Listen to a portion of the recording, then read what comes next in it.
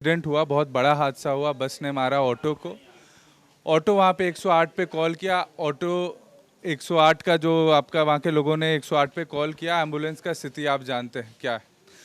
किसी private vehicle में यहाँ पे लाया।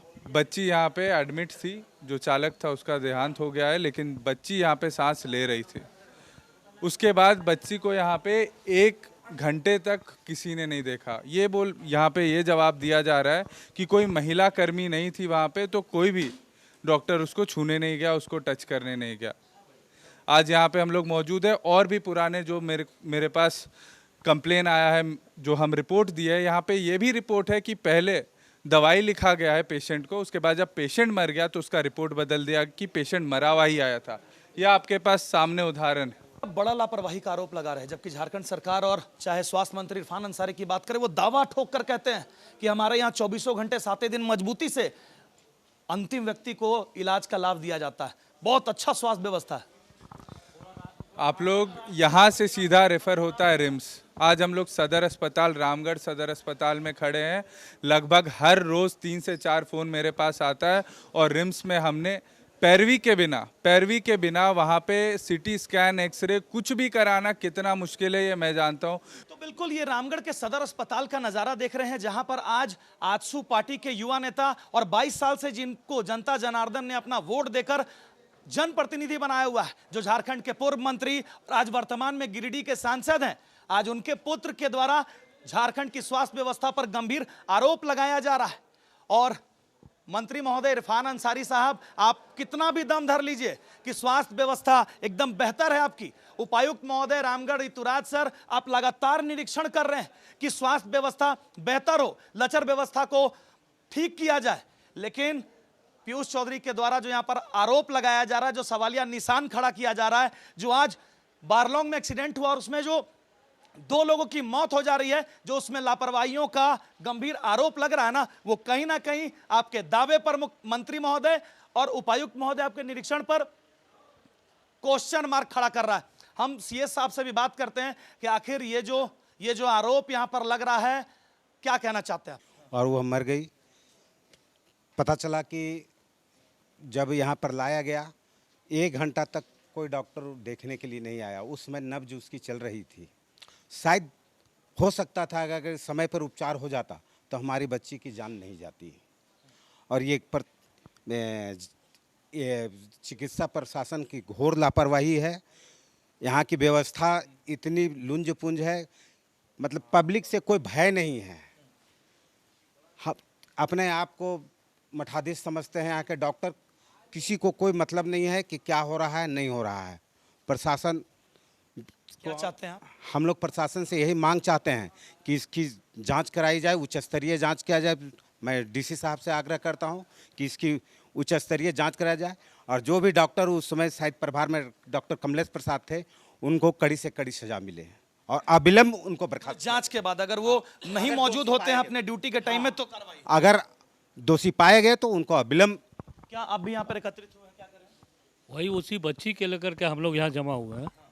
और जो सुनने में आया यहाँ, तत्काल जिस समय लोग पहुँचे थे बच्ची को लेकर के, तो उस समय कोई डॉक्टर यहाँ उपलब्ध नहीं था।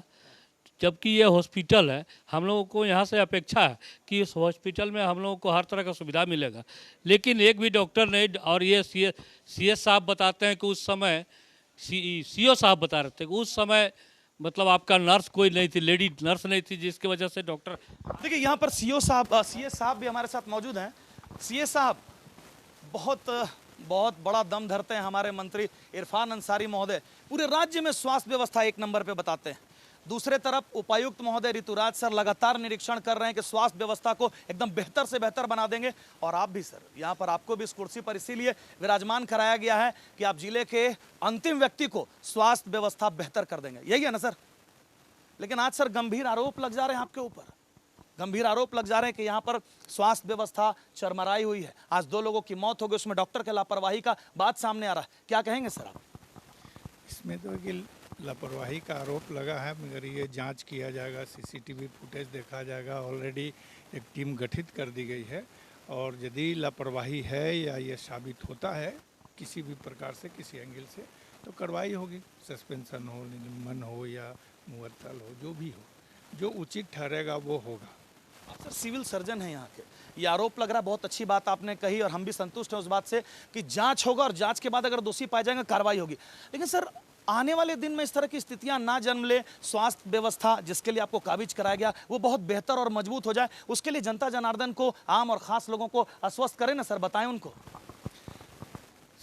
यदि इस प्रकार की त्रुटियां हैं, वैसे डॉक्टर्स हैं, मगर उन लोगों के साथ प्रत्येक सोमवार को डीडीसी की अध्यक्षता में बैठक होती है और एक सप्ताह के कार्यों का समीक्षा किया जाता है, जिसमें एक बिंदु इस बार ये हर मंडे को होता है।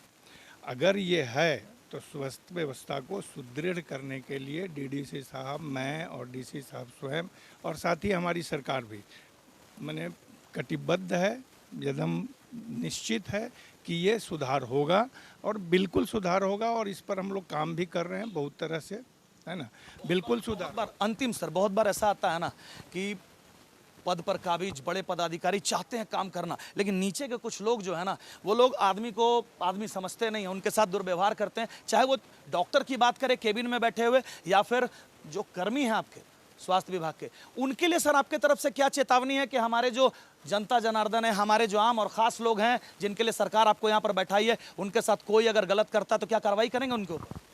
साक्ष्य के साथ यदि आम आवाम ये प्रूफ करती है कि किसी ने उनके साथ मिसबिहेव किया या जोर से बोला या बात करने का तरीका गलत था और ये साक्ष्य के साथ अगर मिलता है तो कार्रवाई जरूर होगी, उनको हटाया जाएगा। बिल्कुल, बहुत अच्छी बात।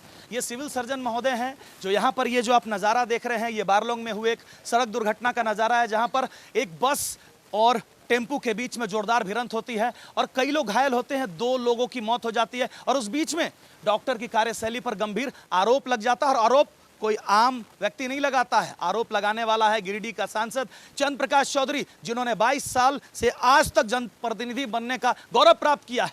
उनके पुत्र ने आज यहाँ पर पहुंचकर लोगों से मुलाकात की और गंभीर आरोप लगाया है। हालांकि सीएस साहब यहाँ पर मौजूद है, रामगढ़ के थाना प्रभारी जी भी यहाँ पर मौजूद है।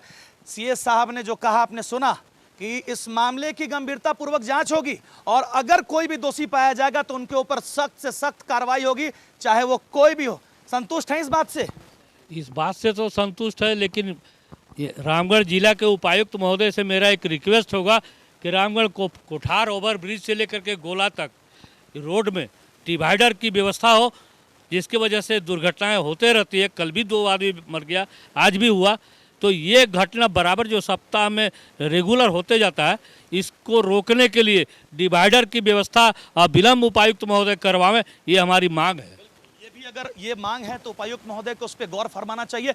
और हम एक बात और भी करना चाहेंगे ना कि ये जो बड़े हाई लेवल स्पीड पर जो बसेस चला करती हैं सड़क पर ना, उसके ऊपर में गंभीर नियंत्रण लगाना जरूरी है, गंभीर नियंत्रण लगाना जरूरी है।